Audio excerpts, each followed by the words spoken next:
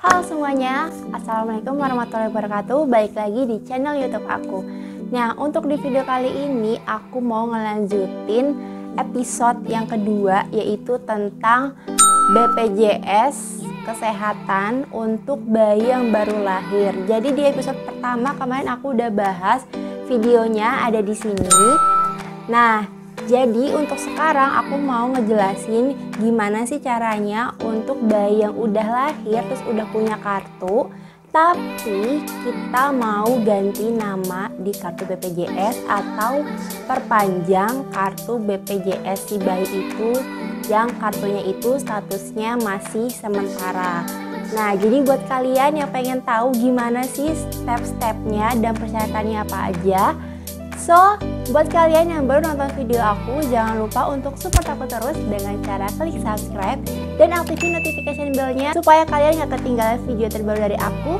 Keep on watching.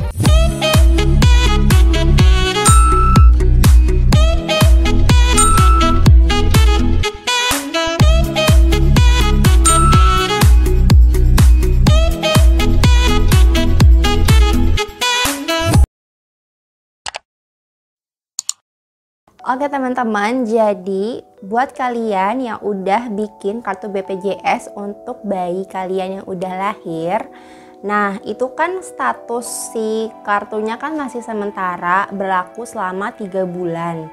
Nah, gimana sih caranya kalau misalkan udah lewatnya 3 bulan, itu kan mau nggak mau kita harus ganti kartu baru supaya kartunya itu jadi kartu yang permanen.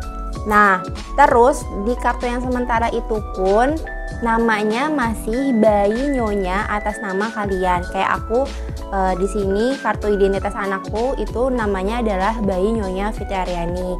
Nah, kebetulan banget kemarin aku baru banget ke kantor BPJS Kesehatan untuk ngurusin kartu BPJS anakku itu untuk ngeganti kartu permanennya atau ganti nama. Nah, di sini aku ngejelasin satu persatu. Buat kalian yang BPJS kesehatannya ditanggung oleh kantor atau kalian yang bekerja dan BPJS kesehatan kalian dibayar oleh kantor, itu kalian cukup ngelampirin kartu keluarga, buku nikah, sama akte lahir anak kalian itu ke HRD. Nah, jadi nanti prosesnya itu adalah dari HRD, bukan dari kalian yang ngurus langsung ke BPJS. Nah, kayak gitu. Jadi ya memang kalau misalkan yang masih under perusahaan emang agak mudah ya dibandingkan sama yang peserta mandiri atau bayar sendiri gitu. Nah, kalau misalkan untuk peserta mandiri itu caranya adalah kalian cukup daftar online aja. Jadi kemarin aku tuh datang ke sana terus dikasih arahan gitu. Nah, jadi kalau misalkan kalian ngoyo untuk datang ke kantor BPJS, itu nggak akan bisa guys. Jadi emang harus ikutin prosedur terbarunya mereka karena ini kan lagi masa pandemi COVID ya, belum berakhir. Jadi ya meminimalisir antrian juga, jadi semuanya via online. Nah, via online-nya ini bukan dari aplikasi, tapi melainkan melalui WhatsApp. Nah, caranya gimana sih? Nah, kemarin aku dikasih persyaratannya gitu. Jadi kalian cukup WA ke nomor WhatsApp.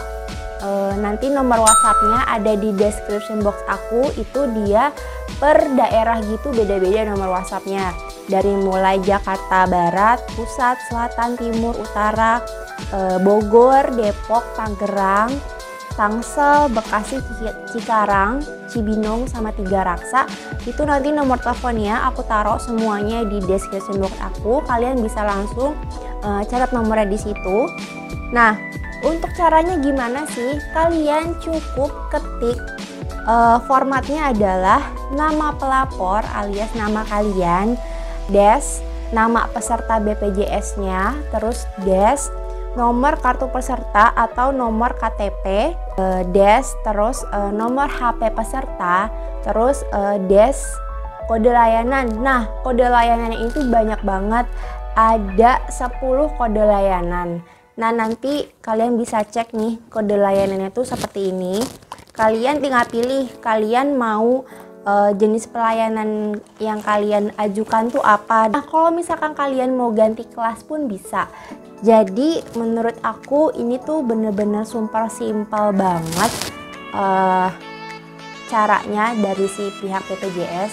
Karena juga kan namanya kita baru punya bayi, agak repot juga kalau misalkan kita harus keluar rumah, apalagi harus antrian panjang banget gitu kan.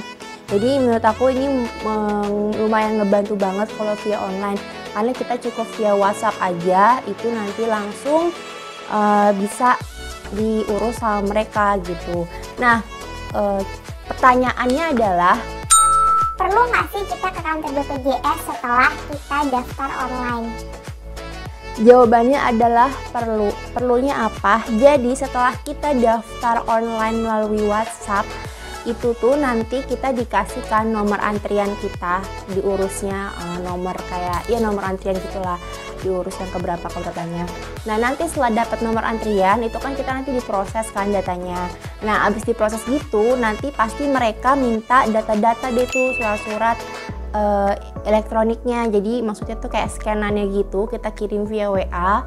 Nah, nanti kalau misalkan udah approve, nanti kita dikasih lagi kayak daftar kunjungan ke kantor BPJS-nya. Itu ada keterangan tanggal berapa, hari apa, jam berapa kita harus ke kantor BPJS untuk menyerahkan si fotokopian data yang kita punya, yang tadi kita kirim ke WhatsApp itu gitu.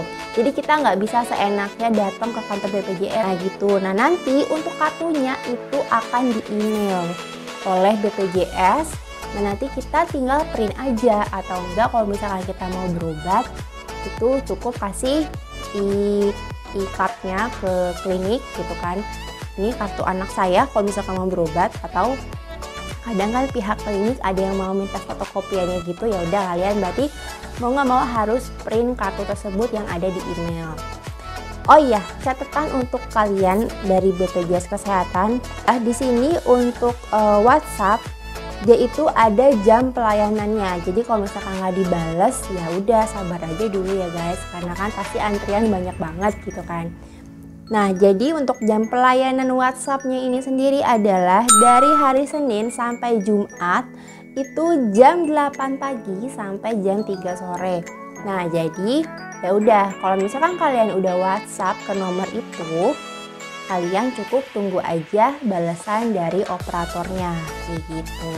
Nah, kalau misalkan kalian belum download aplikasi BPJS, itu kalian menurut aku wajib banget download aplikasinya. Karena apa? Ini aku cerita waktu pas aku lagi hamil, itu kan aku kan pindah rumah.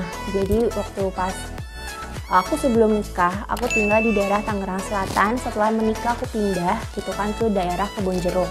Nah, jadi mau nggak mau kan vaskes aku yang di Tangerang Selatan, nggak mungkin dong aku ketika sakit ke sana karena terlalu jauh. Jadi mau nggak mau aku harus ganti vaskes ke yang terdekat di daerah Kebonjeruk. Nah, akhirnya aku tuh dikasih tahu gitu sama suster, nggak perlu datang ke kantor BPJS gitu. Jadi cukup download aplikasinya aja, kalian bisa langsung ganti vaskes yang kalian mau. Segampang itu dan prosesnya cepat banget. Konfirmasinya itu kalau nggak salah ya 3 harian, tapi baru aktifnya itu adalah sebulan. Jadi misalkan kalian di approve-nya nih tanggal 7 November pindah ke klinik B. Nah, jadi nanti untuk aktivasi di klinik yang barunya itu baru tanggal 7 Desember di klinik terbaru. Nah, jadi selama misalkan di pertengahan November kalian sakit, ya tetap kalian harus berobat di klinik yang lama dulu gitu, belum bisa ke klinik yang baru kayak gitu. Nah, nanti untuk kartu terbarunya itu dikirim juga via email. Nah, sekarang di sini aku menjawabin pertanyaan-pertanyaan yang sering banget ditanyain gitu kan, hampir berkali-kali ditanyain. Nah, sini satu persatu aku akan jawabin ya guys. Yang pertama itu dari Puji 10. Di sini dia bilang katanya, "Kak mau tanya, jika mau buat BPJS anak umur 5 bulan, prosedurnya gimana ya?" Nah, setahu aku kalau misalkan anak usianya udah 5 bulan itu sama persyaratannya, kalian cukup bawa kartu keluarga, buku nikah, dan itu nggak perlu bawa surat keterangan lahir lagi, melainkan harus diganti dengan akte lahir si anak itu. Belum punya akte, harus diurus dulu akte lahirnya. Nah, terus lanjut di sini ada dari Bibit Nur Atikah. Kalau kakak masih gabung sama orang tua yang urus suami atau ortu, karena aku belum bikin kakak sama suami, mohon dijawab. Nah, ini banyak banget nih yang nanya kalau misalkan kartu keluarga aku belum masih gabung sama orang tua gimana ya gitu kan. Ya, salah satunya cara-caranya yaitu kalian harus urus dulu pisah kartu keluarga sama orang tua kalian dan bikin kartu keluarga baru sama suami, karena nggak bisa gitu kan, nanti anaknya ikut kartu keluarga siapa, ikut kartu keluarga ibunya apa ikut kartu keluarga bapaknya gitu kan. Jadi ya kalian kalau misalkan mau bikin BPJS untuk anak ya harus diurus dulu kartu keluarganya ya guys. Terus lanjut di sini dari Pipit Yani, kalau si bayi sehat tapi kita jaga-jaga aja mau bikin BPJS bisa nggak ya kak? Ya, bisa banget dong, karena kalau misalkan bayi kalian sehat tetap aja di rumah sakit itu kan butuh perawatan. Nah, perawatannya di sini tuh bukan tanda kutip bayi kalian tuh sakit, tapi dengan dimandiin, dengan dipakein baju, dikasih salep gitu kan, vitamin, salep mata, vitamin, suntik, itu kan termasuk kategori perawatan. Nah, jadi itu ya masuk ke biaya billing rumah sakit gitu loh. Bisa banget kalau misalkan kalian mau bikin kayak aku. Nah, terus next lanjut dari Nona SSM4. Kak, aku kan sebelum nikah udah dapat BPJS PDI. Nah, kalau suami BPJS mandiri, nanti anakku apa sama kayak aku ikut BPJS PDI juga? Nah, ini juga banyak banget yang ditanyain guys. Jadi untuk si anak itu tuh nanti ikut ke pesertaannya dari si ibu, ngerti nggak? Jadi si anak yang ini tuh ngikut kartu BPJS ibunya. Kalau misalkan ibunya kerja di kantor ya udah berarti anaknya itu di cover oleh kantor. Tapi kalau misalkan ibunya peserta mandiri tapi suaminya itu dibayarin sama kantor, setahu aku si suami ini kan biasanya dapat jatah gitu dari perusahaan ya untuk masukin istrinya ke BPJS kantor, dan ada limit maksimal kalau nggak salah tuh 2 atau 3 anak bisa masuk di cover oleh kantor. Nah, tapi kan balik lagi nih kebijakan perusahaannya gimana gitu kan. Nah, pokoknya intinya adalah kuncinya si anak akan ikut kartu BPJS-nya sama dengan oleh ibu, bukan bapak ya guys. Oke, lanjut. Ini dari Andalani Diri Astami. Dia nanya, Kak, kalau ibu lahiran menggunakan biaya sendiri tanpa BPJS, tapi kondisinya ibu punya BPJS, apakah nanti bayinya untuk perawatan setelahnya bisa di cover BPJS? Nah, kalau misalkan pas mau lahiran nih kalian bayar sendiri nggak pakai BPJS, terus bayinya otomatis masuk billing dong, bayar gitu kan. Tapi nanti setelah pulang, in case bayi kalian itu sakit atau harus imunisasi kan bulan depannya atau kontrol, dan kalian mau pakai BPJS itu bisa banget gitu kan. Next di sini dari Aprina Ramadhani. Kak, tadi kakak bilang yang urus harus suami. Kalau suami di luar kota gimana ya kak? Siapa yang urus? Dan gak mungkin saya baru siap lahiran langsung ke kantor BPJS-nya. Apakah bisa diwakilkan orang tua?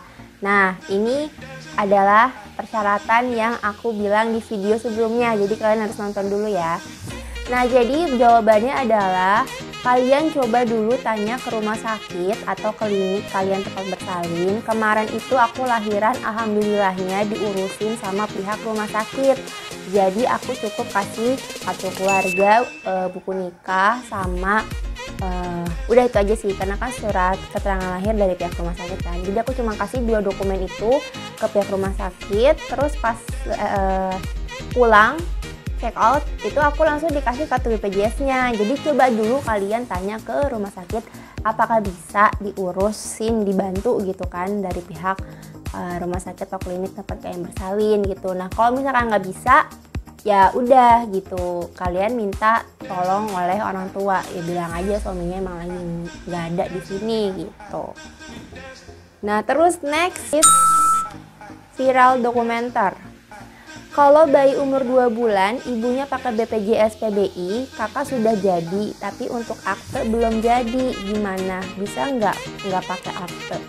Itu jawabannya nggak bisa ya guys. Jadi kalau misalkan bayi udah melewati umur 1 bulan itu, kalau misalkan mau ngurus BPJS harus pakai akte, bukan lagi pakai surat keterangan lahir. Karena baik kalian lahir, segeralah cepat-cepat urus akte lahir anak Anda. Karena itu sekarang peraturan terbaru, kalian telat bikin akte itu kena sidang guys. Dan setahu aku kena sidang itu kayak bayar gitu loh, dan lumayan lah pokoknya, aku nggak tahu nominalnya berapa, tapi setahu aku emang bayar kalau kena sidang gitu. Kenapa nih kok sampai lama gini nggak diurus aktenya? Nah kemarin alhamdulillah pas usia 3 minggu anakku atau 2 mingguan itu aku langsung urus sama suami yang urus untuk pembuatan akte lahir, dan itu include sama kartu identitas anak gitu, udah dapat. Jadi kalian make sure tuh kalau misalkan kalian bikin akte itu udah harus include sama kartu identitas anak gitu. Next dari Nurul Mailinasari, lagi PSBB gini pas urus ke kantor BPJS Kesehatan apakah bukan normal? Nah lagi PSBB gini ya bukan normal sih, bukan normal gitu kan, cuman ya antriannya dibatasin, pengunjungnya dibatasin. Kalau dulu kan sebelum ada covid gini ya udah antrian ngebludak panjang sampai sore gitu kan, panjang banget ngantri. Nah tapi kalau lagi PSBB gini ya dibatasin guys. Nah tapi karena ini udah mulai masa PSBB gini, yang tadi aku bilang dia sekarang sistemnya itu adalah Pandawa pelayanan administrasi melalui WhatsApp gitu. Nah jadi itu dia pertanyaan yang aku jawabin, yang sering banget ditanyain, bahkan teman-teman YouTubeku yang udah nonton ini sampai meluncur ke Instagram aku demi nanya tentang si BPJS ini. Semoga ngebantu kalian informasi ini dan bermanfaat untuk kalian. Nah jadi buat kalian jangan lupa cepat-cepat urus dokumentasi kartu keluarga yang udah menikah, cepat-cepat dia tuh diurus karena nanti akan ribet prosesnya kalau ditunda-tunda gitu. Segera diurus juga akte lahir anaknya. Terus kalau misalkan udah mau habis nih kartu sementara si bayi yang baru lahir, cepat-cepat diurus melalui chat online di WhatsApp gitu kan. Oke, cukup sekian video kali ini, semoga bermanfaat dan suka. Kalian bisa banget share video aku ke para mamski yang baru punya bayi nih, buat informasi mereka juga. Kalian bisa share ke sosial media yang kalian punya. Dan jangan lupa buat kalian yang baru nonton video aku atau yang nyasar ke video aku ini, kalian support aku terus dengan cara klik subscribe dan aktifin notification bell-nya supaya kalian gak ketinggalan video terbaru dari aku. Oke teman-teman, bye-bye. Assalamualaikum.